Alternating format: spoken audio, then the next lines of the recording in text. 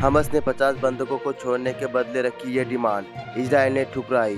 अब सीधे जंग के अलावा कोई और विकल्प नहीं। इजराइल ने हमस के हमले के बाद से गजा पट्टी की नाकेबंदी कर रखी है।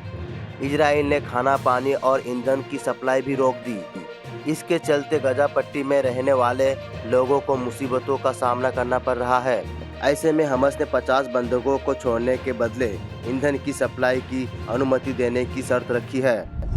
इजराइल और हमस के बीच 18 दिन से जंग जारी है।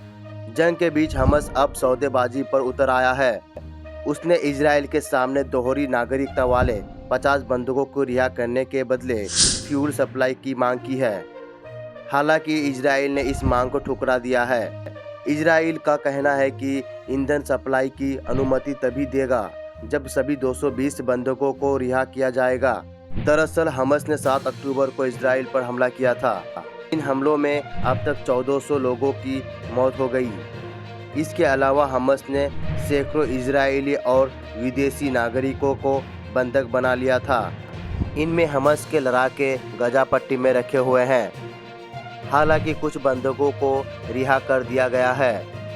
हालांकि अभी भी 220 नागरिक हमस के कब्जे में हैं। हमस के हमलों के बाद इजराइल ने गजा पट्टी में जवाबी कार्रवाई की थी। इतना ही नहीं, इजराइल ने गजा पट्टी की नाकेबंदी भी कर दी।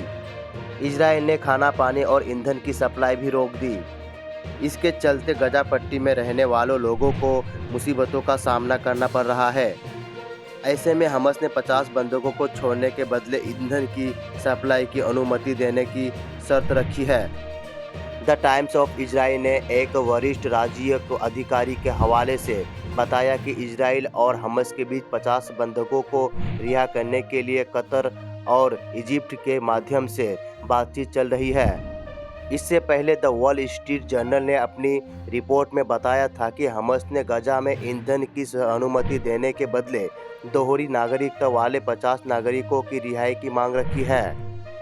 माना जा रहा है कि सभी 220 बंधक हमस के कब्जे में नहीं है, क्योंकि इससे पहले फिलिस्तीनी इस्लामिक जिहाद ने दावा किया था कि उसके पास 30 बंधक है।